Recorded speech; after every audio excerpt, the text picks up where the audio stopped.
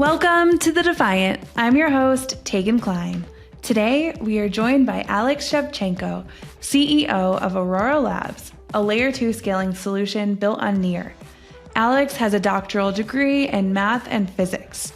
Today, we get into the details behind Aurora Labs, the difference between Aurora Cloud and the Aurora EVM, how they have survived the market crash, Alex's vision of Ethereum Layer 2s, his conviction in an AppChain future, and so much more. But first, Alex tells us his current focus at Aurora Labs. I'm focusing on everything about the CEO job at Aurora Labs, the company that is developing the core products for Aurora ecosystem. Obviously, if we're talking about these core products, this is the EVM solution itself that works on top of Near. We are also developers and maintainers of the Rainbow Bridge, one of the few bridges that are trustless and permissionless in the world. And this is the main bridge in between Ethereum and Near blockchains, and it also supports Aurora. And besides that, we are working on a B2B solution that is called Aurora Cloud. That is a set of products that simplifies the onboarding of businesses into the blockchain. Amazing. And can you tell us a little bit more about the difference between the two? Which two? The Aurora Cloud and Aurora itself? So Aurora is is just an EVM compatible network that is working on top of Near. It started like a compatibility layer on top of Near because Near is fast. The transactions execution speed is really low, or is really fast, right, or really high, but also the finality is really fast, right? So and it just makes sense to give an opportunity to get these features for the folks who are working inside of the Ethereum ecosystem, right? So it was a compatibility layer for both Near in terms of the smart contracts from the Ethereum that can be deployed, and for the Ethereum community to be able to scale, right? So and it is a permissionless network. Anyone is able to deploy, do whatever they want to do on this network. It is just settled on Near blockchain. You can think of it as a very specific type of an L2 that settles every single transaction. Okay, so it is not, there is no batching of the transactions and then settlement of it, but rather every single transaction is settled. While Aurora Cloud itself is a scaled effort of Aurora. So with Aurora Cloud, now anyone is able to launch their own fork of Aurora and set their own rules inside of this fork, including limiting the access to some particular individuals. These might be members of a DAO. These might be some people who perform the KYC checks. Still in the world where regulations around blockchain are tightening up. So many people are starting to ask these questions. They are able to set up their own custom base token and custom fee models and stuff like that. There are many different things that can be customized within setting up these blockchains. You can think of Aurora Cloud as an AWS, but with decentralized computing instead of a centralized computing. Amazing. We love that. And then what motivated you to start Aurora Labs? So actually, it is Ilya, the founder of Near Protocol. So I joined in 2020 Near ecosystem, and I was focused. My position was product manager about everything that is Ethereum focused. It was a vague idea for EVM. And it was semi-done proof of concept of the Rainbow Bridge. So I was working on this stuff, and then after 3 months, when we figured out with Ilya that we can work pretty efficiently together, that maybe what we can do is spin out from the Near organization in the alignment with all of the blockchain values, decentralization, and resistance of the central point of attack. So more people or more teams, smaller teams, that they are able to move faster, deliver faster, and this is actually what we have been focusing on. This is a kind of joint decision that was extremely positive, and since then, since 2021, we are in a very, very good contact, and Aurora is one of the core projects on the Near blockchain. Amazing. And I want to talk about why you chose Near specifically in a moment. But before we do that, I would love to hear the mission of the company. So the mission of the company, as it is said in our documents, is to build the infrastructure for super empowered people. So there are multiple kind of key components of this mission. One is the infrastructure. We are focusing on infrastructure. We're an infrastructure company, right? So people who are building blockchains are building infrastructure. So we're kind of very much in the same spot together with Graph. What we're saying by super empowered people, we do believe that blockchain actually empowers people and empowers new use cases. It is not the old-fashioned kind of Web 2 businesses that are unfortunately leading to a very disproportionate wealth distribution and many kind of not equal opportunities for everybody, and people are not able to control the things that it is their right to control, including governance powers, their financials, and so on. So by unleashing the humanity with this new technology, by giving this technology to them, we do believe that people, entrepreneurs and builders are going to become supercharged or super empowered. And because of this, it is formulated like that. Amazing. And why did you choose the Near ecosystem as opposed to maybe the Ethereum ecosystem? What was it about Near? Yeah, so I would say that we are kind of in between these two things, right? Because of this specific kind of background story of how Aurora was kind of created, that we started at Near, I cannot say that I have had lots of choice, right? Where to choose, because I was invited to join Near, and then we have been working on Near with my team. However, if I would have a second chance, or right now I would need to choose which blockchain to build a solution like Aurora, right now, I would still choose Near, and the reason behind that is that, well, first of all, I'm an engineer, I'm a technical guy, so the important thing for me is the technology and the robustness of the solution that I'm using for as a core partner inside of my project, and Near blockchain is just a javel in all of the blockchain kind of tech. It is focused on from my point of view, the proper way of scaling things through the sharding approach, something that the Ethereum community was exploring with Ethereum 2.0 previously, and later on switched to the L2 kind of narrative. So from my point of view, it makes lots of sense. It can bring many very great benefits, including the composability of all of the different applications on this blockchain.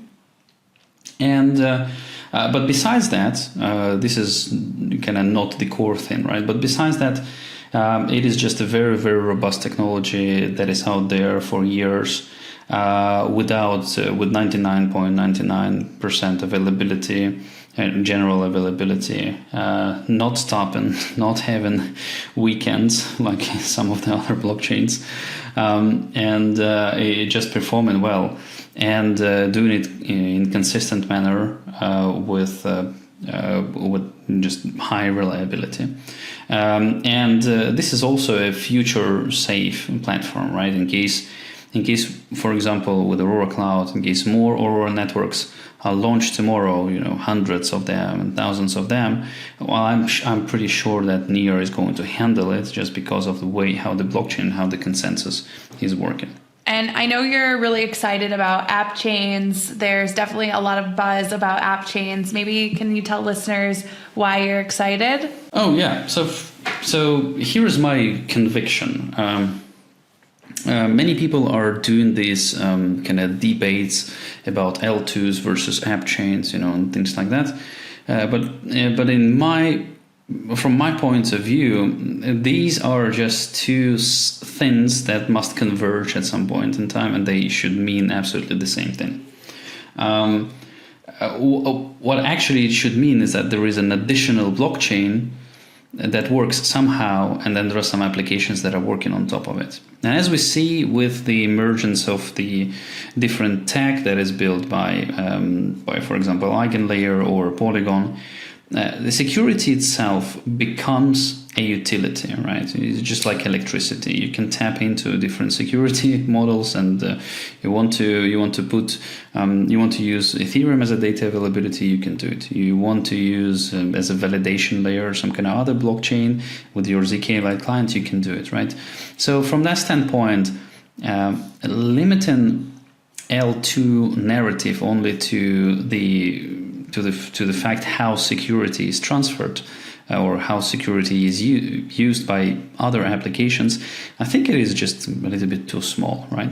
From the other standpoint, and also if a security becomes a utility, what will happen with an app chain in case it will get the L2 security by using some tools, right? Should it become an L2? Should it not become an app chain? So it's kind of a little bit strange thing. But the most important thing from my point of view is that we all of the blockchain community, engineering community understands a set of very fundamental things. A single EVM is an extremely simple and straightforward virtual machine that would not be able to fit everybody. So the only thing that we are able to have in order to scale this industry and deliver blockchain to everybody is to launch many EVMs. And then these EVMs need to have the highest possible security measures for them, just because it is in the blood of the blockchain people to make sure that things are decentralized and secure. So, and from that standpoint, it doesn't matter how to call these EVMs. There are just execution environments, and there is some kind of a security layer that is attached to it, and maybe data availability layer, and maybe some additional layers, right? But from my point of view, it's not that important. The thing that is important from my point of view is the interoperability in between these chains, because the thing that is going to influence us a lot in the future, and we have seen it with the Rainbow Bridge and the 2 years of successful operations of the Rainbow Bridge and understanding the problems of the bridges, is that in case the ecosystems are disjointed, then it brings confusion to users who do not understand where their assets are and how to perform some kind of specific operations in case they need it, but there is some kind of black swan event and some of the networks are not able to process transactions quickly, right? And this is one part of it, but the other part is just the economical reasons, right? In case there are multiple disjointed ecosystems, then the interoperability in between this, then it means that the assets are split. It's like in the real world, there are some assets that are trading on New York Stock Exchange, and there are some assets that are trading on whatever Hong Kong Stock Exchange, and they are not interoperable. Like, you are not able to utilize all of the depth of both liquidities into a single solution, and this is a problem. So which leads to kind of less liquid markets, and again even bigger economical losses to the users who are performing this. So the interaction in between the L2s is an important point, and I admire the direction that Optimism is choosing towards the super chain in order to deliver this thing. In our solution in Aurora Cloud, we already have this interoperability in place, specifically because of the combination of Aurora Tech and Near. Because Aurora's solutions is is like just a smart contract on top of Near, absolutely the same way as L2s are just smart contracts on the Ethereum blockchains, and with some additional validation and sequencing outside of the network. But literally Auroras are smart contracts.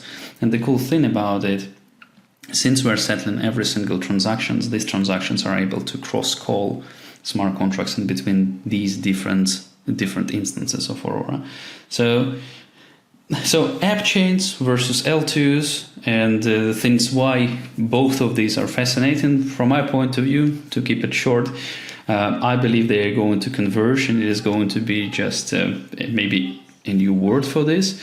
And everybody who is working in both of these directions need to be open-minded and incorporate all of the ideas from the other direction in order to build the ultimate solution for scaling Ethereum. Looking to grow your community's trust in your project?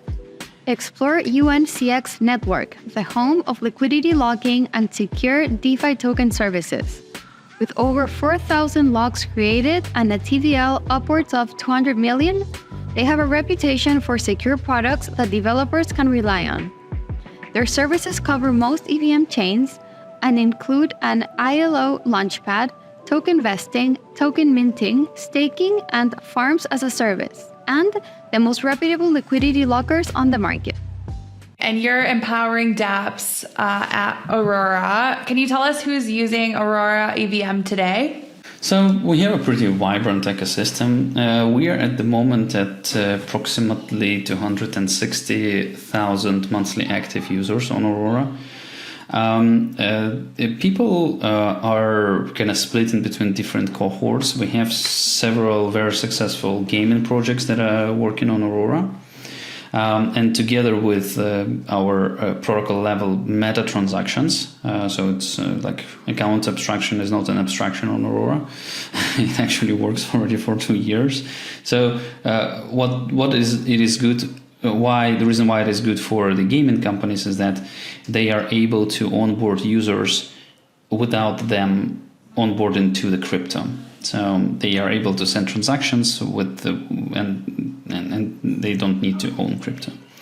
This is a good thing. So we have several pretty successful gaming projects, but there are also DeFi protocols. Obviously, in the current market conditions, the liquidity is drying out across all of the alternative chains except for Ethereum and maybe some of the extremely big ones. So the liquidity is not that big, but still people continue to use some of the things. There is also an NFT community that is spread across several different marketplaces. I'm pretty happy to see quite a lot of NFT artists from LATAM working on Aurora. They are producing really amazing art. Amazing. And would you consider it a layer 2 or more of a shard? So it's kind of alluding to the question that was before. It is like a mixture of everything. So from the standpoint of the way how Aurora inherits the security of the Near blockchain, you can think of Aurora as an L2, since every single transaction that is executed on Aurora is validated by the Near blockchain, right? So from that standpoint, we are an L2.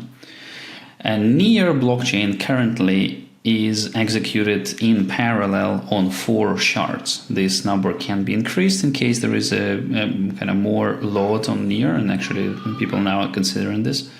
And the way how the distribution of the smart contracts in between the shards are happening at the moment is not automatic. So the smart contracts are mapped to the shards.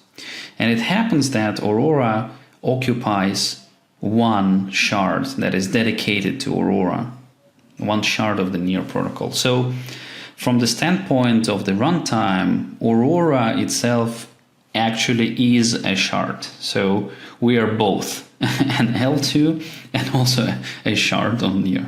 Thank you for that. And Aurora and Near took off in 2021, 2022, that boom, and markets have obviously changed since then. What has it been like to develop and maintain momentum in the heyday, but then also kind of post the crash? Changed. You mean went down 90% and even more. So obviously it is quite a challenging position, especially for myself, because it is always in such a mayhem, in such a moments of apathy and disbelief. People are turning their eyes on the leaders and are trying to follow them in case they have their faith, right? And I'm not talking about kind of myself only.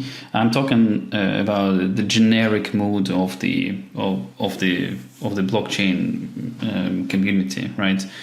And for my team, I need to take both very strong position, but also supportive position for them. And I'm sure many crypto entrepreneurs are facing absolutely the same challenges. They need to spend lots of time with their teams, convincing, on showing and sharing with them their vision of where to go, and explaining that and this will end absolutely the same way how other bear markets ended. And everything will be back to normal, and we're going to transition into the growth phase, right? But besides that, you still need to continue and be together with people, so you need to get back in trenches and work with them together and deliver things. So this is an extremely important time. This is the time when great teams become different from exceptional ones. And people who are able to survive, and the teams who are able to survive this bear market, they are going to get 10 times stronger, or 1,000% stronger during the next bull market. So I wish everybody who is building in the blockchain to focus on the thing that is important, and this is the technology that we are moving forward, and that's the change that we are creating for our society and humanity in general. Absolutely. And I think, there's pros and cons to every cycle. And I think during a bear market, a lot of the people that are motivated only by money kind of fade out, and people that really believe in the space and have strong values and mission alignment stay and get stronger. So yeah, it really is just kind of about survival. And then, I want your perspective on the VCs, because the VCs don't really help, right? They're always kind of chasing the next best thing. They're not really doubling down on current ecosystems. They're looking for the 1,000x returns. What are your thoughts on that? And what do we do to kind of continue to support projects that we really believe in today? Yeah, that's a great question. From my experience, VCs they are very different. Even the renowned ones, they are taking very, very different stances. Many of them, unfortunately, what I'm surprised with is that unfortunately, many of the crypto VCs are quite soft. And instead of demanding everybody to work and push everything and making sure that their investment is not going to be multiplied by zero, they are providing feedback in a very kind of soft manner. That kind of maybe this idea is not the best. We don't know for sure, obviously, but maybe there is some room for improvement or things like that. And actually, I do believe that crypto VCs are also, together with crypto entrepreneurs, are very, very young, and there are many things that they also need to learn and improve. So yeah, hopefully these bear markets, the market of losses for VCs too, is going to bring them a little bit closer to the sober condition, where they will be able to give more support and empower their portfolio companies. However, again, this is not about everybody out there. There are some outstanding crypto VCs that I'm very honored and privileged to work with, including Electric Capital, for example, and Dragonfly. So I like both teams a lot, and they're doing quite a lot of the things to support their portfolio companies. Amazing. That is great to hear. And what keeps you going through kind of this long bear market we're in? Obviously, as a CEO, you kind of have to hold the flag and always kind of get everyone rallied. How do you do it? So, I'm going to share with you my personal secret, and with everybody who's listening on how you are able to support your team. The bear market, from my point of view, and the downturn in the company developments is the time when you really need to stand by your team, and you need to decrease the amount of communications outside, which is still important, because for crypto projects, it's not only the team and customers, but rather team and then community. And then there are some people with whom you are doing kind of B2B relations, right? Or partnerships. So your community needs to be very, very close to you also. So, and in order to kind of be there and share with them that you are here and that we are in the same boat. My hack is that you can just do 1, 2, 3 extra steps in your ordinary process of delegating things, right? So instead of just throwing some emails at people, you're able to say that, hey, there is an opportunity. I've put already everything that I know in our pipeline. I've already populated this for you, so it is there, and you are able to take this and actually I scheduled a 15-minute call for tomorrow with you, so I can share some additional information. And in case you're doing this, then people understand that you are not some kind of god somewhere there, unreachable, but rather you're together with them, and this really helps with the camaraderie feeling. And you are able to continue marching forward. Absolutely. I think that's super important. And it's also kind of walking the walk. We believe in empowering people, and that's walking the walk around that core value. Before we continue, a quick word from our sponsor, Unlimit. Grow your business with unlimited borderless payment solutions. Leverage one of the world's largest proprietary payments infrastructures, available in Europe, LATAM, APAC, Africa, and the UK. Now, back to our show. And one thing that I noticed that's kind of unique about Near and Aurora is the focus on kind of bringing Web 2 into Web 3. How have you gone about courting these Web 2 businesses and getting them to adopt the blockchain industry? So I think that there are quite a lot of eyes on blockchain after the previous bull market, obviously. There are still quite a lot of people who are expecting to get a quick buck out of all of this stuff. However, there are some set of people who are starting to actually see the value in the blockchain. And some of the blockchain people are starting to communicate in terms that these Web2 businesses understand. So in the Web3 community, what I'm usually saying that it is decentralization, it is censorship resistance, and blah, blah, blah, all of these different mantras that we usually use. And I truly believe in them. But in case I'm going to go with such a pitch to the Web2 business, they're going to say that I'm crazy. What? Censorship resistant? What are you talking about? Why do we need to think about it? But Web2 people, they understand things like, okay, in case I'm going to tokenize your portfolio, this will enable a better price discovery since you're able to create more liquid markets of these assets, and you are able to stimulate the secondary markets together. And perhaps in case your portfolio assets are pretty big, then you are able to fractionalize this and offer just fractions of this to the potential customer base. And maybe you're able to create even new use cases with these assets, because you would be able to use them as collateral and create some maybe perps for it, and maybe some additional things, which all together leads to better capital efficiency. And when I'm saying this to Web2 people, to the managers of the funds, they suddenly understand, oh yeah, I would like my capital to be more efficient, so I'm able to earn more money. And then he asks, okay, what are we going to do? And I'm saying, okay, so this is the blockchain. There is distinct real-world asset tokenization.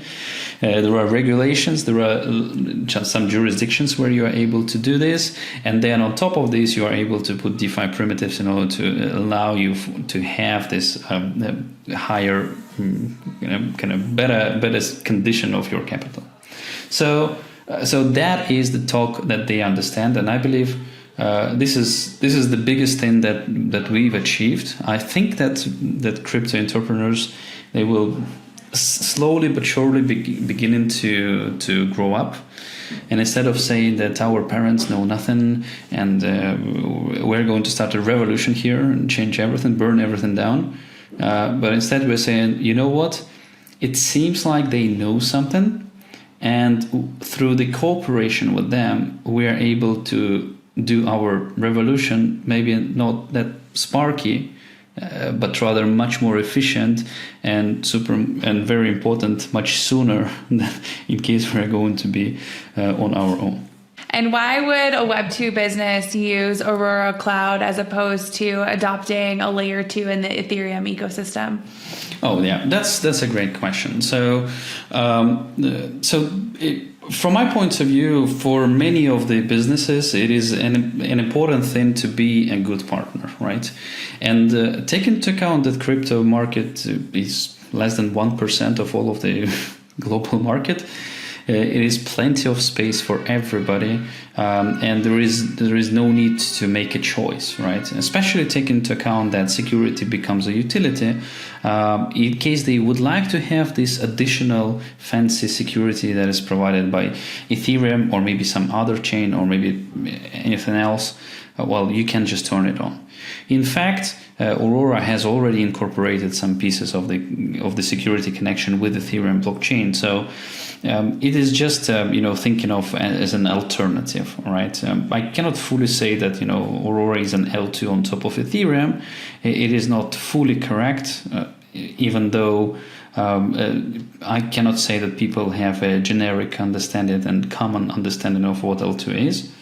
But I would not say it, right? So it is just about providing to the customers, to the businesses, proper service and actually finding some specific things that can fit them better.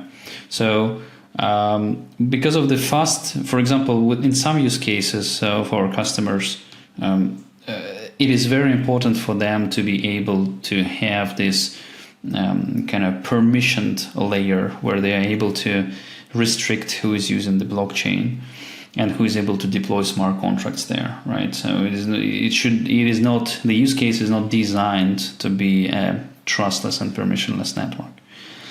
For other use cases, it is extremely important to reach the full finality of the transaction really, really fast in seconds. And if we're talking about the solutions like Optimism or Arbitrum, these solutions for the kind of final for the kind of ultimate finality, it takes hours for them to do this, and it's not very convenient for them. So they want to have something that is a little bit faster. And there are some minor things, but in general, the 90% of the important thing is that businesses need to have good partner that will provide SLAs, availability, support, and ability to just dial in the phone. It's just about being a good partner and provide the service that they need, and they need blockchain. It doesn't matter for them whether it is an L2 or AppChain or any specific nitty-gritty thing that we distinguish, while for them it is all about just the blockchain stuff. And how do you handle SLAs in a decentralized way? That's a good question. The honest answer will be that we are not handling SLAs in a decentralized way. We do have partners with which we are working and with which Aurora Cloud is kind of sold together, right? So, for example, we do have on Aurora mainnet multiple oracles that are working, and they are supplying the data using even decentralized networks of the oracles, right? So, and then this data is available for other Aurora networks because of the cross-contract cost and this interoperability mechanism that is in place, right? So this integration is there by default. Another great partners of ours is obviously the graph, because many people are asking about understanding how to index data and how to get some information from the blockchain. And then I'm saying to them that, look, this is a very special type of a database, and you are not able to easily read information from it because you need to index it, and then it is more, right? So what they need to have is the support of the graph. And then they are able to access this information. So it is about working with partners to make sure that these partners are also providing infrastructure that is necessary for the customers to have on their own chains. Absolutely. And what I've noticed is that you've always made user onboarding a priority, and your wallet experience feels more like a Web 2 experience versus Web 3. Can you tell us a little bit about the wallet on Aurora Pass that's part of Aurora Cloud? Yeah, thanks for that question, and thanks for trying it out. Indeed, our belief is that we cannot throw in the face of people all of the complexities of the blockchain. Early movers are able to understand this and go through the hustles of understanding what the chain ID is, double checking the transaction, double checking the spending limits, approval limits, all of these things. But it is extremely complicated, and it is not natural for ordinary users, and it is kind of extremely slow for them. Ordinary users know how to read the URL. In case there is a green HTTPS, then they feel comfortable. And in case it is red HTTP, then kind of is not very comfortable for them. But that's literally it. They are not going to go in the depth of the SSL certificates and stuff like that.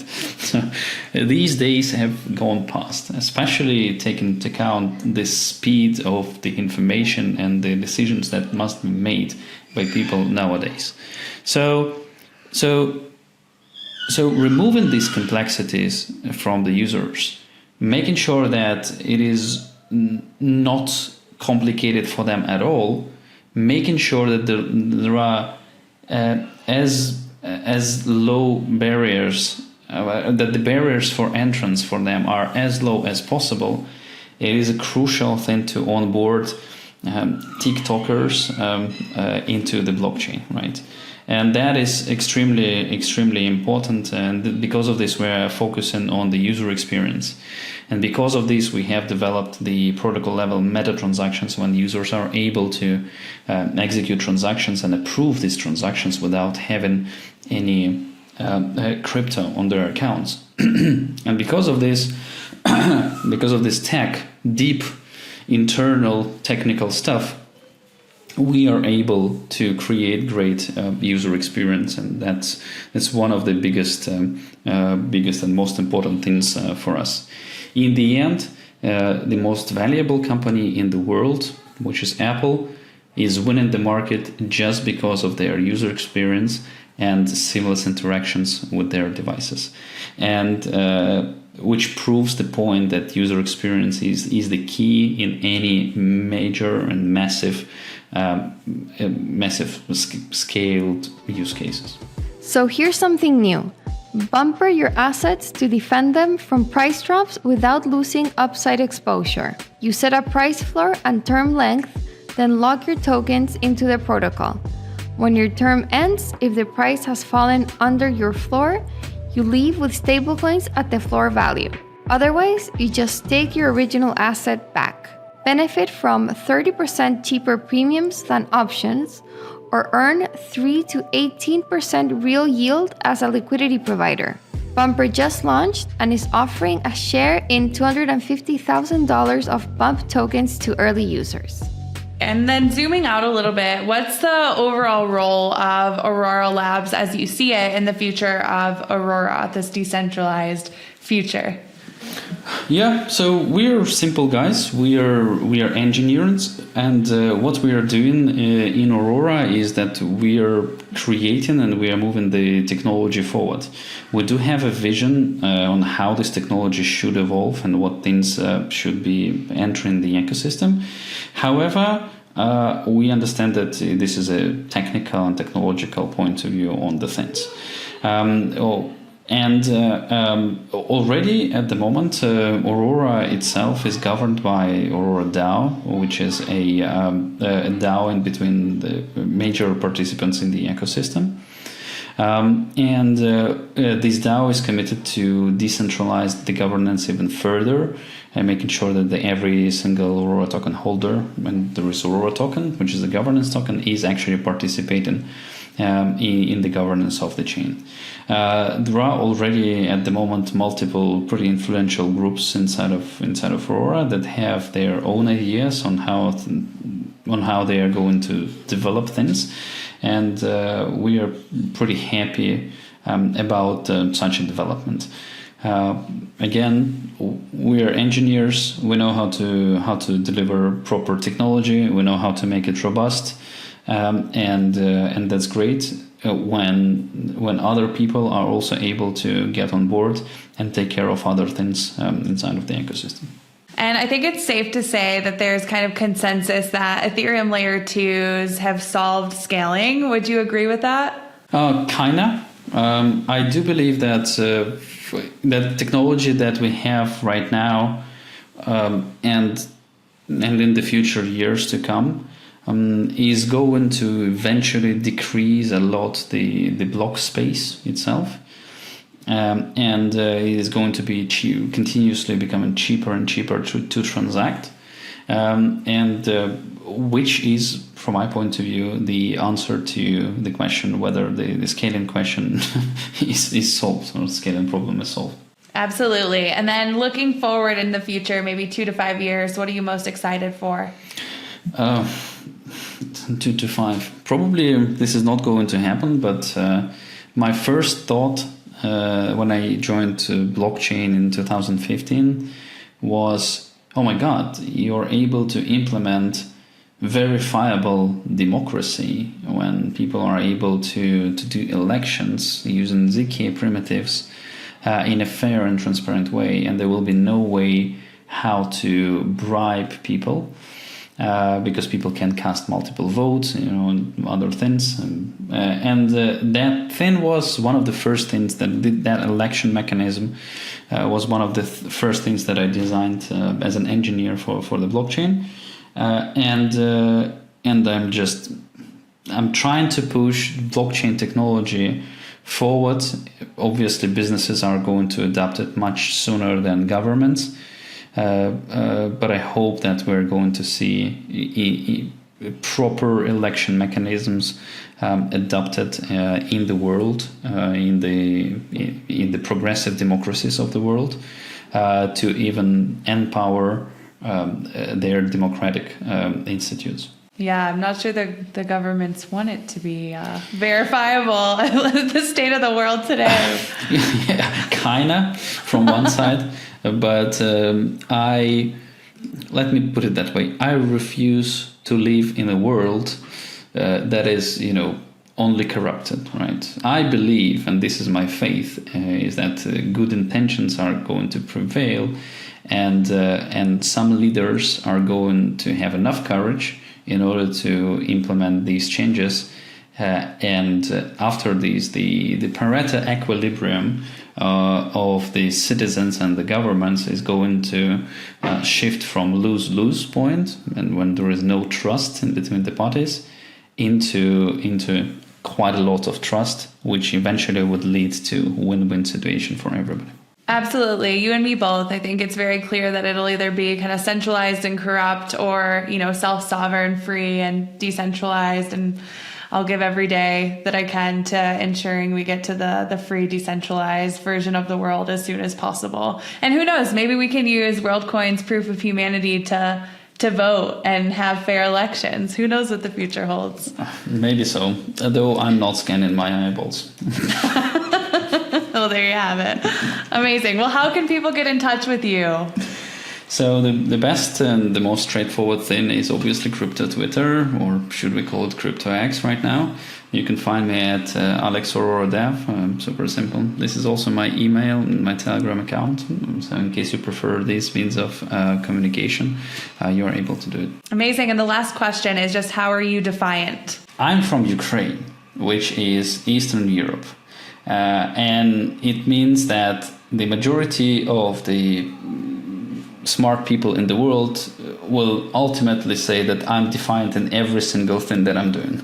So, but what I can tell you from the recent things is that at the moment, Near protocol is doing a very nice and interesting initiative that is called Near Digital Collective. And this is an approach to the decentralization of the governance in the Near ecosystem. Because at the moment, the majority of the governance powers are concentrated in the Near Foundation, which is just an org, non-profit, but still just a single organization with a single CEO, with a single general counsel, and so on. So, and there is this initiative, the great initiative of decentralizing also governance powers in the Near ecosystem.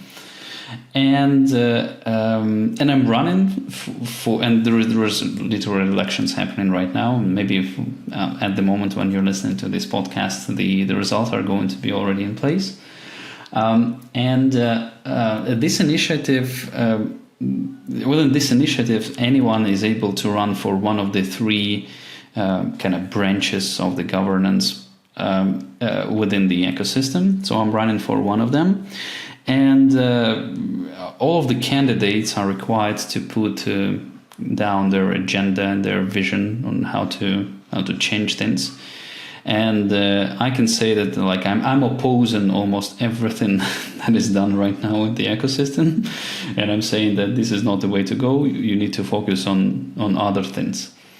The cool thing about it is that it seems that the community that it is aligned with the community sentiment, and at the moment for this particular house, I'm the most prominent candidate. Let's see how things are going to go. It seems that quite a lot of people are defiant in general in your ecosystem. Amazing. Well, exciting, and good luck with it. Keep us posted on how it goes. Amazing. Well, thank you so much, Alex, for coming on. We appreciate it. Absolutely. My pleasure, Tegan.